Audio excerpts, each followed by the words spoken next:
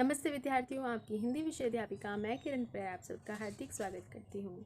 आज हम पढ़ रहे हैं आपकी पाठ्य पुस्तक हिंदी व्याकरण का अध्याय अनुस्वार और अनुनासिक। पहले भाग में हम पढ़ चुके हैं अनुस्वार का अर्थ, अनुस्वार का प्रयोग कहाँ करते हैं, उसके कितने नियम होते हैं।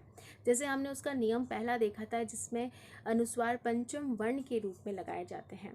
पहली टेबल जो है जिसे हम स्पर्श व्यंजन कहते हैं, क से लेकर म तक के वर्ण। क वर्ग जिसमें 5 वर्ण आते हैं, च वर्ग जिसमें 5 आते हैं, ट में 5 वर्ण, त में 5 वर्ण और प में 5 वर्ण है। यानी क च ट त प इन पांचों वर्णों के पंचम वर्ण में आते हैं अंग, न्य, ण, न और म। तो जब कभी भी इस रूप में वर्ण दिखाई दे तो उनका पांचवा वर्ण ये होगा। तो ये टेबल आपको ध्यान में रखनी है, उसी के आधार पर हम शब्द निर्माण करेंगे जिसमें अनुस्वार लगाएंगे। तो अनुस्वार का पहला नियम है पंचम वर्ण के रूप में। जब कभी भी शब्द में, जैसे दंड शब्द है, दंड में ड जो देखो, ड किस वर्ण में आ रहा है, ड आ रहा है, ट ठ ड ढ, ढ यहाँ ट वर्ग में आ रहा है, तो इसका पंचम वर्ण है ण। इसीलिए यहाँ दंड में दंड ण के रूप में अनुस्वार आ जाएगा, यानी पंचम वर्ण में अनुस्वार लग जाएगा। रंग में घ जो है इसका पंचम वर्ण न्य है, इसीलिए रंग में न्य पंचम वर्ण के रूप में इस्तेमाल होगा। तो पहला नियम। फिर दूसरा नियम हमने पढ़ा कि दो पंचम वर्ण का एक साथ प्रयोग कब करेंगे, यानी दो पंचम वर्ण एक साथ आ जाएंगे। जैसे भिन्न, न और न पंचम वर्ण दोनों एक साथ लग गए, तो भिन्न, अन्न, जन्म। तीसरा रूल हमने देखा, य व ह जब आए तो उस रूप में हम अनुस्वार लगाएंगे आधे न के रूप में। यानी अन्य में य जो आया तब हमने आधा न लगाया, अनुस्वार आधे न में चला जाएगा। ह आ रहा है कान्हा, तब भी हम आधे न में इसको प्रयोग करेंगे। किसको? अनुस्वार को। अन्वय में व आया तब हमने आधा न जो अनुस्वार है उसको आधे न में डाल दिया। श और स इससे पूर्व हमेशा अनुस्वार का ही प्रयोग होता है, जैसे अंश, वंश, मांस। तो स और श के आगे हम अनुस्वार लगाते ही हैं। और सम के रूप में, यानी सम उपसर्ग जब होगा, जब कभी भी सम उपसर्ग लगे वाले शब्द होंगे तब उस सम के आगे ये जो म है, आधा म, वो अनुस्वार में परिवर्तित हो जाएगा। संन्यास, संकल्प, संहार, संवाद। तो न और म का ये साउंड करेगा, लेकिन बनेगा किस रूप में? अनुस्वार के रूप में। इस प्रकार से हमने अनुस्वार पढ़े। आज हम पढ़ेंगे अनुनासिक।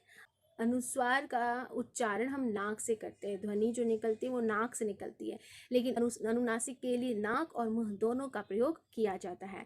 और अनुनासिक का जो चिन्ह होता है वो चंद्र और बिंदु, चंद्र बिंदु के समान होता है, जो शिरोरेखा के ऊपर चंद्र बिंदु इस तरह से लगाया जाता है। जैसे शब्द बनते हैं चांद, आँख, कुआं, मूछ। तो आपको जो साउंड दिखाई दे रहा है न और अनुस्वार का, यानी कि नाक और मुंह दोनों से ये ध्वनि निकलेगी।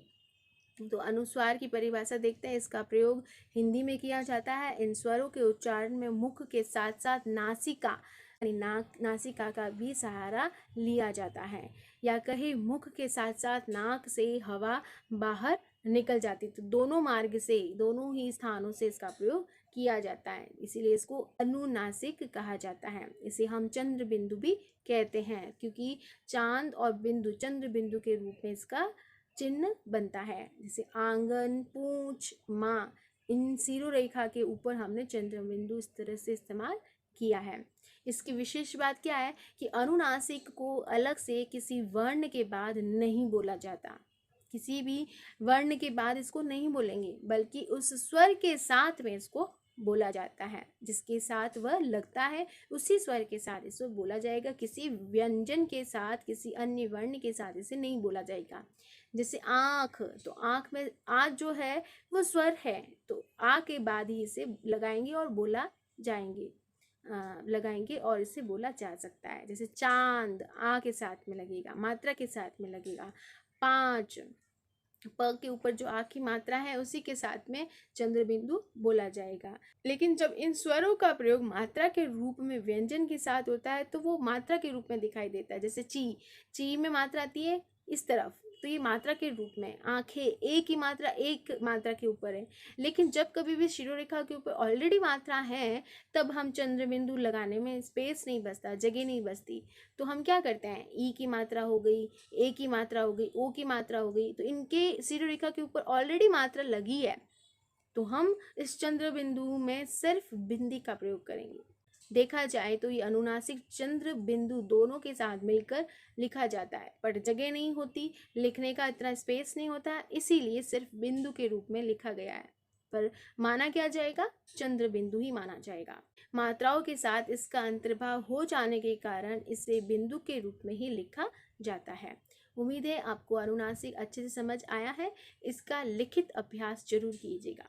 इसके अगले भाग में हम इन दोनों में अंतर को सीखेंगे, यानी अनुनासिक और अनुस्वार में क्या अंतर है उसे सीखेंगे। तब तक खुश रहे, स्वस्थ रहे, मस्त रहे। धन्यवाद।